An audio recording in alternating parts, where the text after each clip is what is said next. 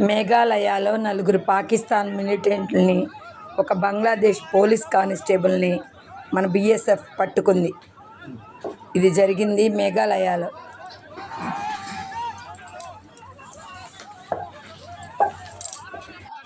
ఇలాంటి ముష్కరుల్ని ఏం చేయాలో కామెంట్ సెక్షన్లో కామెంట్ చేయండి. మరిన్ని వీడియోల కోసం మన ఛానల్ సబ్స్క్రైబ్ చేసుకోండి ఫ్రెండ్స్. పూర్తి వీడియోల కోసం కిందున్న లింకును నొక్కండి. Thank you friends.